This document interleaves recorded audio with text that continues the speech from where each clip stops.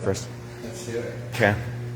It's warm today, which you can only kind of see your breath. Yeah. Mike's here, back here again. And so what we're doing, we're going to do, how many minutes in the pool are we doing? 3. 3 minutes, that sounds good to me. So what we'll do is we'll do a chiropractic reset first, your chiropractic adjustment first. Because if you're going to do something awful, you might as well get the most bang out of your butt, right? And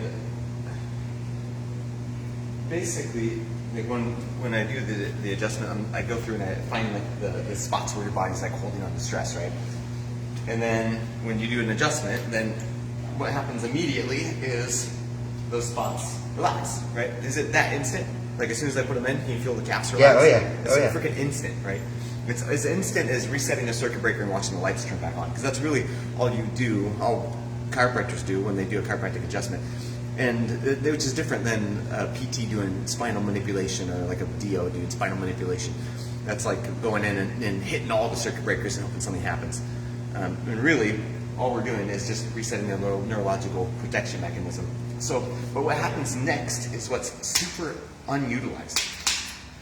Because immediately following an adjustment, then the brain goes through what's called neuroplastic changes for 20 minutes. Meaning, you can now reprogram the brain to do something differently. Different is all it means. And so, Mike, here, you want to talk about like how much stress you've been under the last, like, I don't know, as long as we've known each other? I live in a stressful world that's self-inflicted. Yep, self-inflicted stress. I'm sure there's no one else that's like that. No. And no. How do you inflict your stress upon yourself? I choose not to sleep so that I can get my work done. And I tend to work anywhere from 14 to 18 hours a day. That's a lot of work. Yep. And what's that feel like inside your body? It feels like I've got 100 pounds of pressure. Because I do. Because you do, yeah.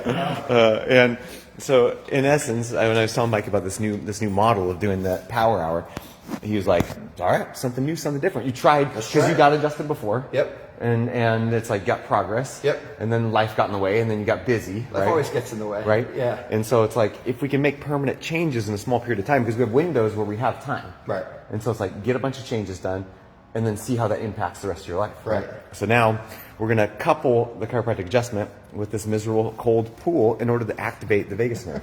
How does that feel? Feels great. It feels so good. Okay, let's do it. It's a solid 3 minutes of pain. Are you jumping in? Are you jumping in head first then? Oh, I'm going to go down the ladder. I'm not jumping in. Okay, all right. I'm a safety first guy. Safety first. I'm a danger. I'm not jumping in. I'm jumping. I'm gonna keep this going. And actually, I built up my willpower because before I would jump in because it was like now we're submerged. So right. Here it's like step by step. Right. In order to get in. Let's just say it's not the best. It's not good. Oh, it's not good. Oh.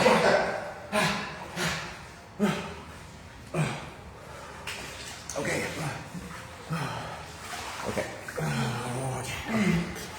Okay, so when you do a cold submersion, it feels not good. Okay, so I feel it feels like a kick in my chest is what I feel like initially. It's like a pressure, like someone's stepping on my chest. What does it feel like to you? Feels like he wants to take the wind out of you for a minute. Mm-hmm.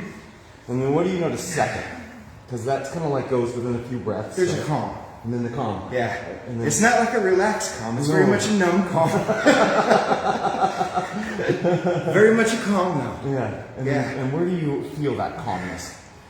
You know, I think you get over the cold in the lower extremities right away. Okay. But you feel the calmness like in your chest and in the breath, upper. Right? Yeah. So it is different. Like, don't get me wrong. This is not pleasant. No, but it's yeah. It hits you. And so your pain in your legs goes away pretty quickly. Right away. Okay. Yeah. So mine doesn't. Mine like lingers. I feel it like in my legs, in my feet, in my arms, like super, almost like a. It's almost like a. You get the needle pricks? No, it's like an ache. It's like a deep ache. Oh yeah, don't get that. No, you don't get that. No. But no. the thing, and we're doing workshops next week, focus on anxiety, because anyone that struggles with anxiety, ultimately what they struggle with is vagus nerve imbalance. Right. They're stuck in what's called the dorsal vagal response rather than being in the ventral vagal response. And what the dorsal vagal response is this like panicky, like you got to do something, you got to fight, flight, freeze, fight, right? And so we talked yesterday, like what's your go-to response with that, if it's like the fight, flight, freeze, or fawn? So I've had this conversation a lot, and in both my professional career and my family, I don't have a flight. So I have a fight and fight, if that makes sense. Yes. And so everything's a fight, and so you're constantly on kind of this pose of like, let's go at it. Yeah. And so it's one of those things where I wish I developed more of a flight mechanism, because then you just walk away from things a little easier, if that makes sense. Yes. And then, how about when there's no one around you to fight? Where does that direction come? It's all internal. Yeah, 100%. So then, how does that look from like your day-to-day life when it's like you're trying to like manage like business life, family life? What does it look like at home when it's like, in order to get to a place where you can actually relax? You don't relax. You fake balance so that other people feel comfortable around you, and that's what I found. Yeah. At least that's how I handle it. Yes. Because the reality of the situation is that many of the battles that I go through are all internal. Right. And so I spend more time playing mental chess than I do external pressure. Right, that's 3 minutes. I was in first, so you got to get out first. Okay, all right. But I am feeling it, brother. Okay, so what's the mental battle look like that you experience? Because you're someone, again, I would say that you're a high performer. You work in the healthcare world, which is immensely stressful, immense amount of pressure because there's so much on the line. Oh God, it doesn't feel better once you get out too. Well, what we're about to do is stupid. Yeah. Don't do this on TV, folks. I disagree. And again, I'm not known for being smart.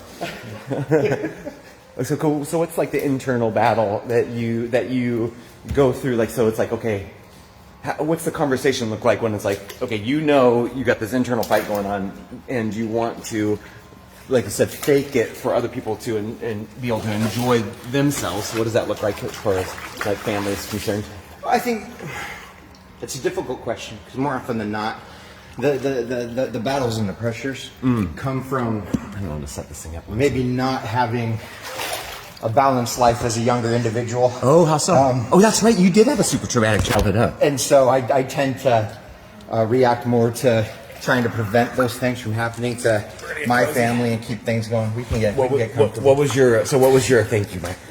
So what was your childhood like? Oh, I'm not going to go into all of that, but let's just say in and out of foster care, in and out of abusive situations, that type of stuff. How many years? Probably the first 5-6 years of my life. Okay. Yeah. 5-6 years. And how long would you be in like each foster situation? From months to a year. Like, it was in and out. Wow. No real permanency during those. What ages was that again? Up until about 7. About 7. Okay. I didn't really. I mean, to be honest, I didn't have permanency until I got married. Really? Yeah. So, Michael, good to see you. So, hey guys.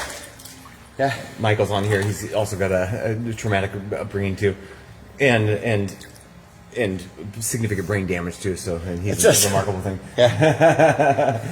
So he's got a good name. Yeah, Michael James. Michael James.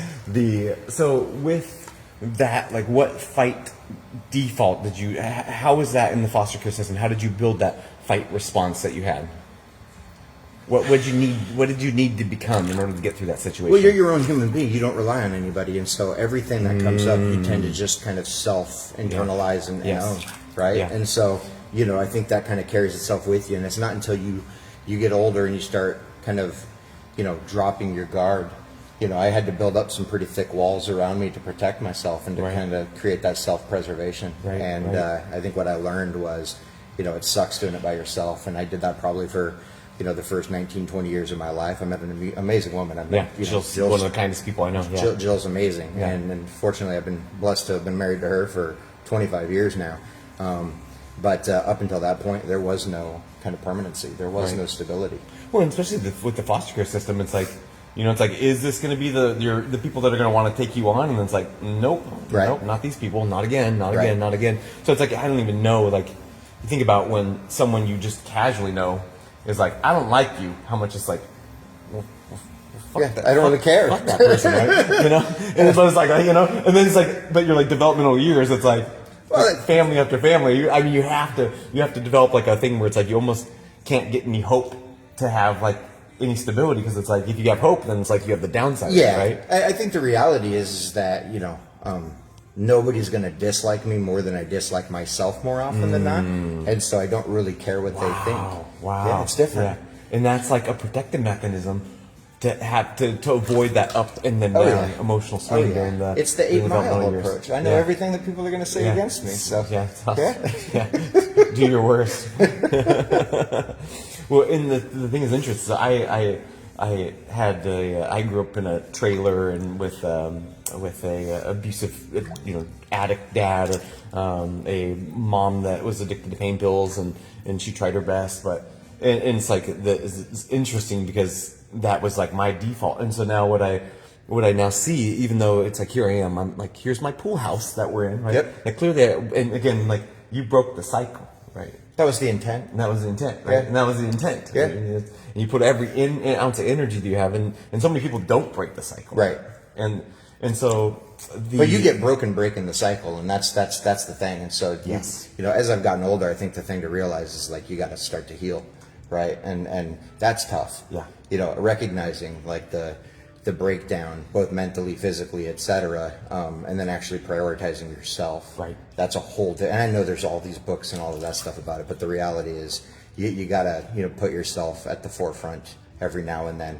And I've struggled to do that historically, and that's why I'm here now. That's why you're here now. Yep. Yeah. Well, in my response is like, because I got the same thing. I mean, I went to the point where I'm like, I had $1 million business. I was the successful person. I faked it better than anybody. I was fighting against every government entity in the state. Right. And like no one would have known, right? But my blood pressure was the tell. Right. And and that's the only way I was able to maintain my sanity is I'd run so much that I'd dissipate the cortisol levels.